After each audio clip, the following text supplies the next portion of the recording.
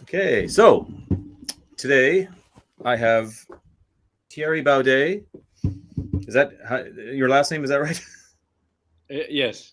Thierry Baudet, and he's in the Dutch Parliament, I, and is a I very think unusual guest for me to have. This first guest where I had to go through a publicist, which is very fancy. I really felt very fancy doing that. It's something I should do, although it was probably something I would just have to do myself and pretend it was me and give another email. But Thierry is, I discovered, he's first of all he's following me on Twitter, and I thought, my God, and I saw he's a politician following me on Twitter, and then I discovered there's other ones as well. I think the foreign some official of Brazil follows me, and some ex president of Lithuania or something. So you're not the only one. But what I discovered about you is that we both wrote books about classical art versus modernism, which I thought was amazing. So I definitely want to ask you about that. But maybe introduce yourself the way you would normally. Don't let me do it. Sorry.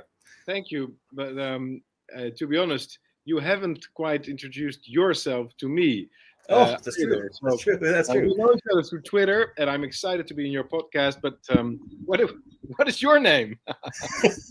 Yes, Brendan Hurd is my name, and I'm just a guy on Twitter. Yeah, it's my podcast, but it's just my work shed. So it's not So probably the greatest publicity you'll ever have. I'm sorry to. I noticed you because you have you send out exciting tweets, and I thought it was important to connect. So I'm excited to be in your show. I think so I'm a politician. I'm a member of the Dutch Parliament, and I'm the leader of a conservative or populist or freedom-loving or libertarian party, which is called Forum for Democracy. But from the very beginning, I felt that it was of seminal importance to connect the political struggle with a cultural struggle. This is something that most right-wing politicians have, by and large, left behind. They haven't done anything with it. So that's why I started following you. That's why I think it's important to be on this podcast because we're not talking about culture enough. Right. And the book you'd written about art, was that before you got into politics, or was that after? Yeah, yeah. Before. It was before. Yeah, because I also wrote a book on it. So I don't know, like in modernism and that's your book is is it Oikophobia is the book as well as the video series? Yes, Is that right? Yeah. yes, yes. That's right. Yeah. And so I saw the videos here. So oikophobia, oika is I guess Greek for family, and your premise there is fear of the family structure, fear of The traditional, home. fear Oikos of the home. actually Sorry. home. Yeah. So we live in a constant state of destructing our home. That is the dominant trend in the West, in my view, and um, we have to reclaim the home. We have to reclaim it through politics by limiting immigration, by limiting transnational power structures, and so on, but also through architecture, music, the arts in general. It's these are connected phenomena, and it's old that we're disconnecting these phenomena in the modern age Hmm. because whenever we look at, for example, the Renaissance period or um, the imperialist period in the second half of the 19th century, for example, or the fascist period, we connect political views to artistic views. It's a very normal thing for historians to do, to identify, communist architecture or Yeah. typical colonial housing blocks or whatever. So, but strangely enough, we're not doing it with our current period of time. Whereas it's so obvious to me that modern architecture is the same as the euro currency, for instance, or the European Union, or etc. Hmm. Yes, it's like the bland everyman, and they think they're the final. They think they've reached the final stage or something, and there's no. They don't even think about the past or the future. I don't think in terms, and certainly not aesthetically speaking. But Right. yeah, and it's the same the world over. Any city, any major city now, not like, certainly in the West, anyways. They all are building the same kind of thing, so they're indistinguishable. The perfect Yes. globalist thing, I Yeah. guess. Yeah, they do go hand in hand. Yeah, a lot of people do not address. So do you find you have good success with that, bringing that approach in Holland, in in politics? Well, democracy is an odd system, isn't it? It's Yeah. So how? What do you mean by success? I think we are. Well, do you find a lot of pushback, or do you find people agreeing a lot? I'm not. There is a certain group of people, roughly 10 to 20% of the general population, who do see these things and who are willing to fight. But the powers that we're up against are very serious, and they're global, and the vast majority of the people don't really care about anything, and they just live their lives. And so mm, I'm sure we're doing some good here and there, but I'm rather pessimistic about the idea that we can change the world. Really? Okay. Well, that's a bold statement. But you're trying anyways, and you think you would think you have to. It's like a cyclone we have to pass through Well, before, I'm and it has. trying to change things, but also I find joy in speaking the truth, and I think living in the truth and living in an honest relationship with your feelings and expressing them in a serious way just makes your life meaningful. Well, that's very unusual as a politician, I think, to say that. But yeah, that's It's it very sounds. unusual. I'm the least political politician you'll ever meet. Yeah, it seemed like that too. I mean, so was the foreign minister of Brazil that was following me too. He was fairly. I mean, that's It they was get away very with more than. unpolitical. Yeah, yeah. So, what can I ask? When you in your book, what did you pinpoint as? Did you try to? Were you just sort of pointing out these same things, or did you get down to the really what's to blame in the core of modernism, or what was going on? Like, did you in your book or since, in terms of aesthetics? um, yeah, I do write about that. Also in some other books. So in total, I've published 12 books now, and in several of the books, I discuss several elements of this. Okay. In my view, so I've also written a book about music, for example, classical Okay. music.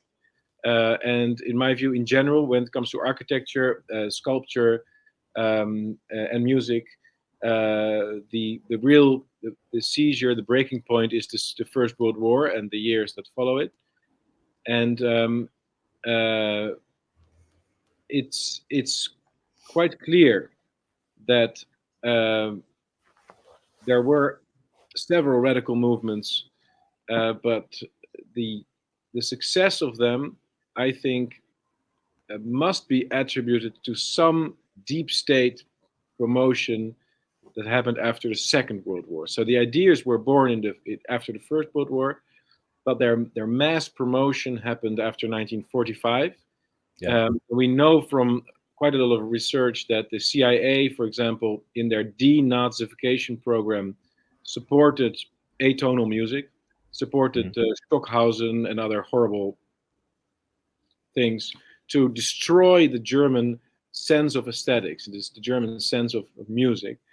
And we Yeah. also know that they promoted abstract art like Jackson Pollock and so on to appear more modern than the Soviet Union and so on. So I think it's probably part of a program of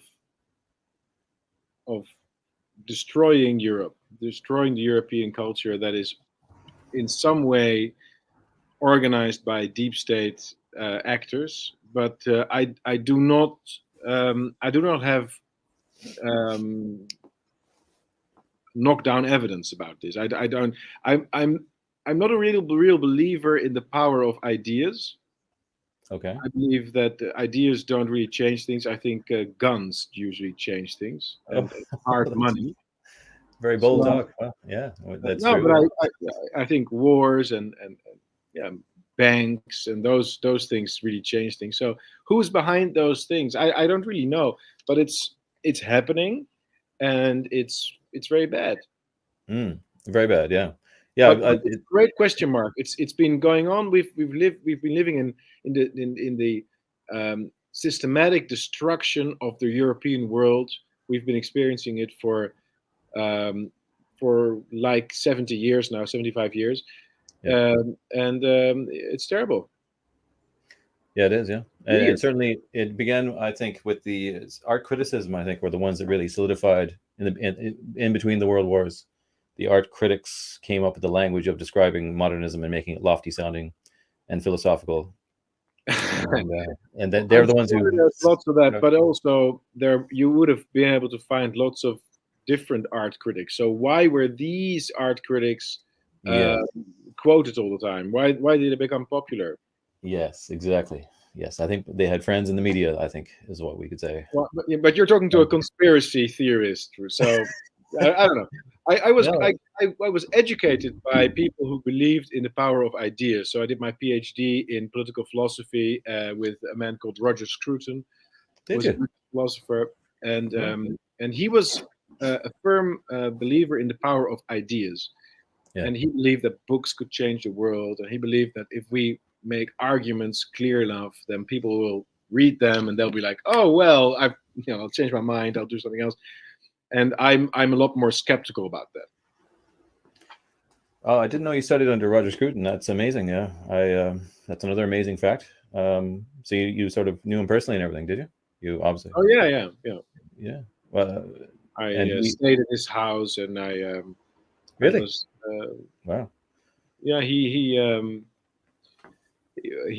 introduced me to Wagner's Parsifal, and I went fox hunting with him, and I drank wonderful Sauterne with him. That is the same Sauterne that is drunk in Brideshead Revisited when we entered Oxford. It was great. We had beautiful moments together. Wow. It Amazing. was it That was a that is mentor. amazing. Yeah. And so you were studying a PhD. So so this inspired you. Your beliefs inspired you to go into politics. Is that right? Or In a way, because well, I developed strong beliefs about the importance of sovereignty, the importance of traditional architecture, the importance of basically the 19th century view of life, which I support in general. There's always details where you can diverge, but in general, I'm a 19th century. And I thought, well, let's rebuild the 19th century. So I set up a political party, and I thought, well, let's go for the elections. And then I realized that power is somewhere else. It's not in Parliament. It's a ridiculous idea. That Parliament doesn't decide anything. Uh, Elected officials don't decide anything. It's all theater. It's completely fake. It's okay. they're Yeah. acting. Yeah. I'm now in Parliament. I'm in a I'm in a stage. I'm in a movie set essentially. Okay. So To hear this from someone on the inside is really it it's sounds remarkable. hilarious. It's hilarious. It's a hilarious place to be. But but it's a fantasy to believe that you can actually change things from politics. That's a So categorical mistake. so do you believe it's entirely top down influence, or is it like ground up and top down at the same time? That because now people are so thoroughly brainwashed. You know what I mean? Um, Like, yeah. or Uh, uh, it's probably it's a three-factor thing. So it's partly top down, partly bottom up, but there's a significant part which is process. And processes simply move in a certain direction. They have their own will of their own in a way. So what happens is that some nitwit, some stupid guy who is selected for his stupidity becomes a minister, right? That's how you become a government official. So the yeah. first day he comes to office, let's say he becomes the minister of healthcare, and he obviously, typically, he wouldn't. Typically he's He's fat. Typically he's fat and like looks unhealthy. First of all. and selected for not knowing anything about healthcare, right? Because that's how you become. So Right. the first day in office, Yeah. 8:30 in the morning, you know, suit, very important. His wife, for the first time in 15 years, has made love to him again, and it's because he's proud of him, and everything. Everybody's proud of him, and the whole family's proud. And he has a driver and a car and everything, and then so he enters the ministry, the building, 15,000 civil servants, and they're all lined up with dossiers, with files, 15 centimeters of paperwork, and he doesn't Okay. have a he doesn't have a clue in the world what's going on, right? That's how you become a minister. And they're like, and the only thing they're thinking about is, how am I going to maintain my position? How am I going to play the journalist? How am I going to play the levers of power in a way that I will, in 4 years' time, I will be thought of as a good minister.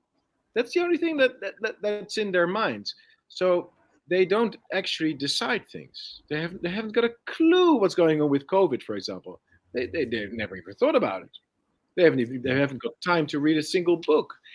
So these people are just they're sportsmen. They're just in the gym. They're running, but they haven't got time to look at the treadmill. They're not even aware. They're like rats in a they're running, but they're not aware that they're not actually running towards something. They're just keeping a wheel spinning. So they're propelled. They're partially propelled by the bureaucracy itself. It just kind of keeps. Yes, exactly. So that very smart of you. That's one of the things. And then there's another element, which is the global trends, the big banks, the big power blocks, and that's what's injecting the directions into things.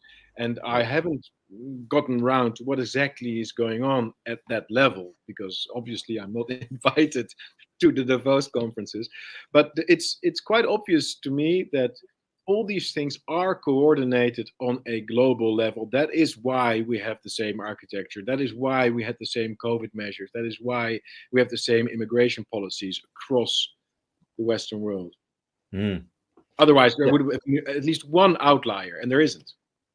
Yeah, no, it's true. And certainly the Western world, yeah. I mean, I would have theories on it, but I mean, we have to stay YouTube friendly anyway, so we won't get into that. But yes. This is interesting too, isn't it? I was thinking about Voltaire. Voltaire said, if you want to know who is in power, just think who you can't criticize. And yes, the same happened with ivermectin and hydroxychloroquine. If you want to know which medicines work against COVID, have a look at the ones that were banned. Right? It's the same thing. We live in such an inversion of truth. It's hilarious. Yes, it's a bit pathetic that more normal type people don't notice or stand up for it even a little bit. I mean, maybe they want to. I don't know. Some people, some maybe sort of are trying. Like this trucker thing in Canada, where I'm from, is kind of sort of there. Maybe they wouldn't understand the full story or comprehend. Well, the truckers that are like besieging Trudeau, and he's now put in emergency measures. Have you heard about this? Yeah, no. Where are you from in Canada? Oh, I'm in Ireland. Sorry, I'm from Canada, but I'm in Ireland. Yes, right. Yeah. And Trudeau, like, so what do you think of him? Like, he's like he seems really frightened, and like he's one of the most delusional politicians I think of them all. Like, he really believes this stuff. Like, what's your assessment of him? You don't know? I think my assessment of these people is that they are psychopaths in the clinical sense of the word. So I don't necessarily mean it in a derogatory way, like the American horror movies or something. But they're technically psychopaths. They do not have a relationship with the truth. That is my assessment. So. On the basis of having met these people in Parliament in the past couple of years at conferences and so on, they are interested in fundamentally different things from the things that intellectuals or artistic people which are the ones that I would classify myself in are interested in. So Trudeau, does he actually believe all these things, or is he just very aware that the powers that be, the global conspirators, demand this from him? I don't know. I have no means to know. True. But it is true that he is playing the role very convincingly, and he does come across as if he genuinely feels that he is the mankind's savior, but the weird thing to me is that's like psychopathy. Yeah. Sorry, go on. Yeah. I think so. Yes. That's the weird thing to me, is that I have a sort of an unpleasant feeling in my belly, around my belly button, whenever I watch these people on television, and it's a gut feeling. and I have it. I have it with almost all of the politicians, and I didn't have it with Trump until they frauded the elections and pushed him out of the office. And now he comes across as a faker to me as well. And it's Yeah, I it's think very weird. It's a very strong, deep feeling, and I would immediately leave a cafe. If I would be, it would be impossible for me to be friends with these people. Boris Johnson was sympathetic to me until he came into power, and I can't watch him anymore. It's just I don't want to see it. It's just yeah. Well, he's a real political animal. He would be a real, maybe not a psychopath, but he would somewhat along the lines of those people you're saying for sure. And Trump, I think they had something on him. I'd say they have pictures of him on Epstein's Island or something, and Yeah, or they just showed him. They just showed him a video of John F. Kennedy's assassination, and they said, "You have a choice." yeah, yeah, I mean, the power of these people is comparable to the power of a modern army invading some African tribe or something. We are absolutely fucking nowhere when it comes to the powers that we're up against. So, and that's also why I keep tweeting these clown world memes, because it just the only thing I can do to stay alive and to cope with it in a way is to laugh it off. yeah. Most of your tweets are in Dutch, so I can't actually. I don't even know what you're saying, but You see yeah. the smileys. But yeah. So, what can I ask? Would you have a prediction as to how you think it will play out? Because it seems to me like they've got a two-part problem. They do have absolute power, but also they're completely delusional, and they're tearing everything apart at the same time as they're enforcing their tyranny. So there must be a meeting point where their decrepitude makes things like literally falling, like unsustainable, is what I think. Like that we're heading towards something, not necessarily an apocalypse, but something where things break down, and maybe then there's a chance of breaking free. Would you have any predictions like that? Or I understand the train of thought, but I'm not so. It's obvious that the politicians are incompetent to the level that is just it's hilarious, but I'm not sure that the actual people behind that are so incompetent. And I think that the system, that the way they've used the COVID narrative and the lies about it to introduce the digital ID and the QR codes and the injections of stuff into your body, it's damn smart. Let's be honest. Let's recognize the quality of our opponent. I mean, how do you even come up with such a thing? And 9/11, obviously, how do you make this up? Getting people to believe that some guy in a cave. I mean, it's pretty smart. I mean, even though you don't, but you don't see it. You don't see. So you think they can just enslave us? I mean, I don't know. Maybe you're right. So you figure it can at least go on for a long time. I think we're going to lose this battle, and I think we're going to be the last generation that has smelled freedom. And I think, I think we're going to be in a matrix kind of the matrix kind of situation where ignorance is bliss, and I don't see much light at the end of the tunnel. I think we've lost it. That's why they allow people like me to still live and say what because they know that I can't get to them, and I'm happy that I can't get to them, because otherwise I would have to fear for my life. Right, true. Well, I still think that there's got to be some kind of, when you have nuclear power plants being run by, dare I say, like lesbians and Somalians, and you think things with the structure, the system itself.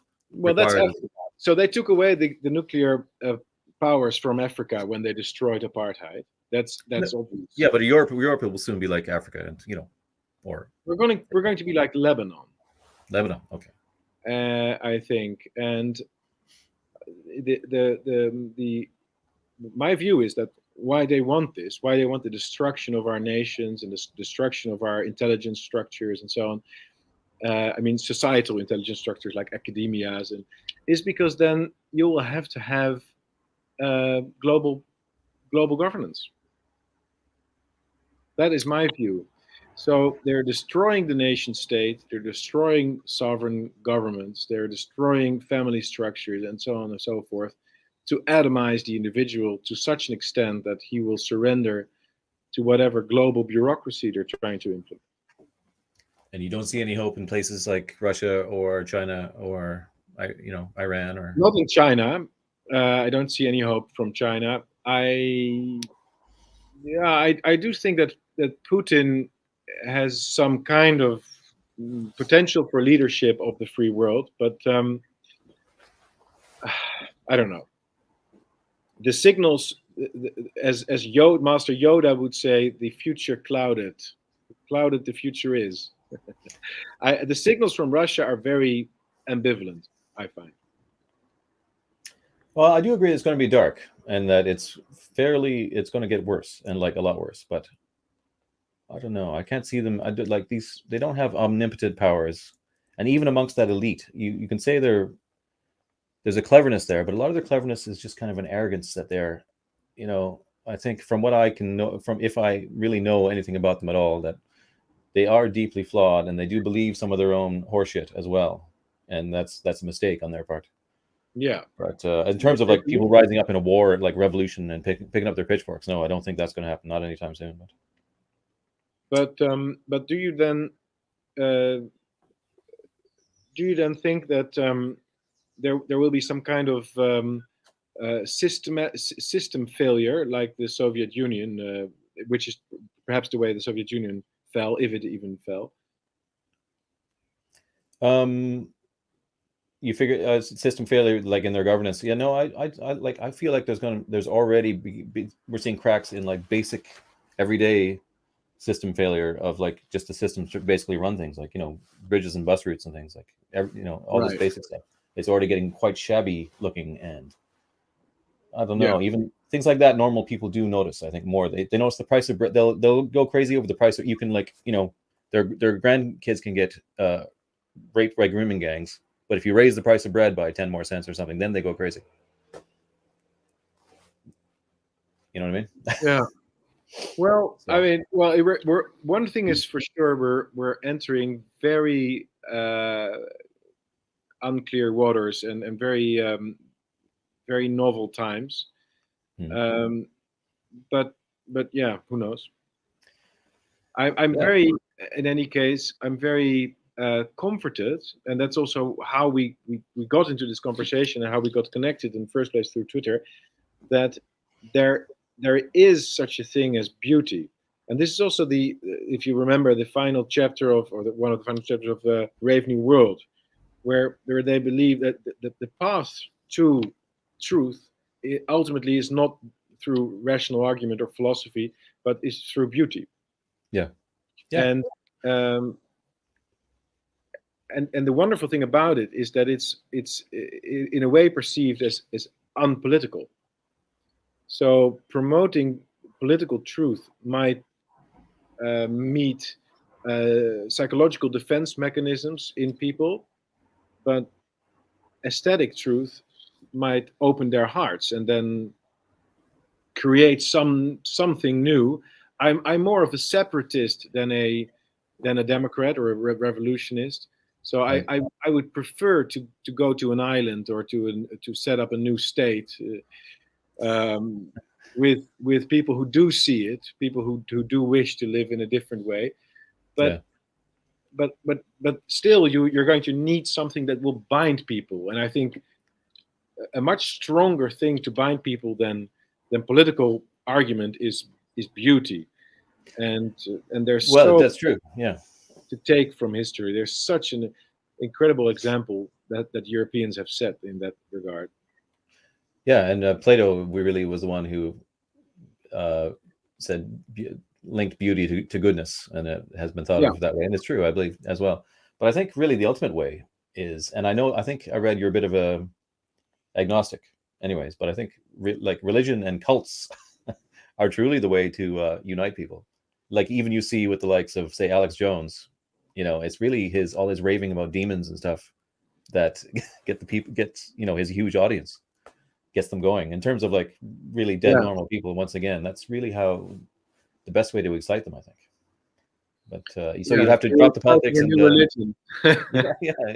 drop the politics and start a new cult to Mithras. For me, no, I thought you were going to do it. But well, I've tried.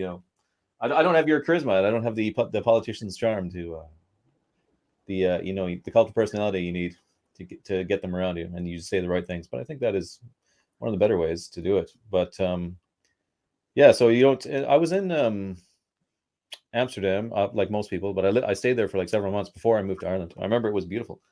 Like there is the whole degenerate, hookers in the windows thing, but like the architecture, it was really unique. I didn't know much about Holland before I went, to be honest, and I saw all the Golden Age paint, the Rijksmuseum, and learned more about the history of it. It really is amazing, and there's a lot of really beautiful stuff in Amsterdam. Like people just think of it, to smoke joints in the cafe or whatever, but yeah, it's one of the most beautiful places in the world. Is it still? Like this was 10 years ago or more since I was there, and also I should say, had the most beautiful girls I've ever seen. I think riding around on their bikes, honestly, and I like compared to Paris or anywhere. I remember Amsterdam just being amazed by that. Another good argument for beautiful architecture: it creates beautiful women. It's yeah, those walkable spaces. You can't have your car; you got to go around your bike and walk, and everyone's fit. But yeah. So yeah, we covered a lot of doom and gloom and a little bit of art, but certainly you were much more forthright speaking than I imagined. I didn't. You really have given up, I guess, or you could get away with it. I thought it'd be a lot more political speech, and you'd be dancing around the topics instead of like laying it right out. But yeah, that's great. That's good to get to know your view and everything. So what are you planning on doing now? Are you going to continue with the Oikophobia and I set up a publishing house which is called Amsterdam Books, and we're also looking to publish books about beauty and also do more in multimedia things. So start a podcast on traditional architecture, start a podcast on classical music and all these things. So if you're ever willing to join forces, you'll be most welcome.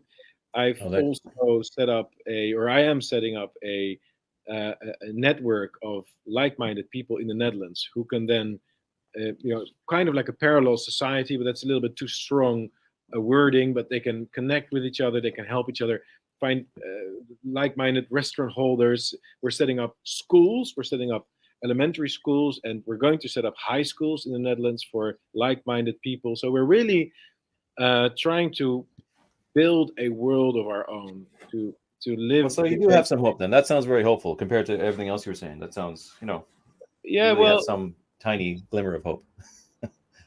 It's like, do you remember if you've read Curcio Malaparte, the great Italian author? He writes about the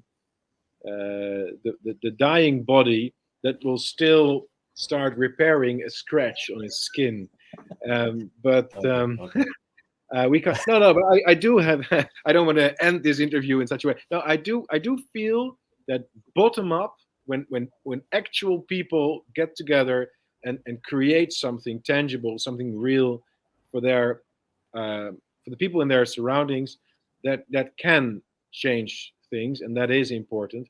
It's just that I'm skeptical about the top-down political way, but these things are important. Sorry. That froze up at me again there. Sorry. Yeah, I actually very recently got very badly shadow banned on Twitter, so you can tell that they are cracking down on just aesthetic things, because mostly I just post aesthetic things. And in these schools of yours, I don't know if you have a plan. What I think is that we can't just return to the old styles. We need a new style that isn't stupid and intentionally ugly. So how we go about that is a whole other matter, because that requires like studying carefully the old styles, knowing them in and out, like especially where it dropped off. If you ask me, it dropped off after Art Nouveau and Art Deco was the last really good stuff. So you'd have to like somehow, like if you can backtrack and retrace and then try to find a new way. I don't know, but I do need you need a new art and new styles. We can't just like make Gothic again, for another over and over, because sure. I don't know the answer to that one though. That's another tough. We'll find out along the way. Yeah, yeah, exactly. Rembrandt didn't know what he was going to paint when he started, when he was 12 years old or 15 years old. He didn't know what he was going to grow into. Beethoven could never conceive of his late quartets when he started writing in a Haydn style when he was young. So it has to grow. Yeah. Yeah, well, that's great. And I will consider you from now on the extension of the work of Roger Scruton, since which you in many ways probably are. Yeah.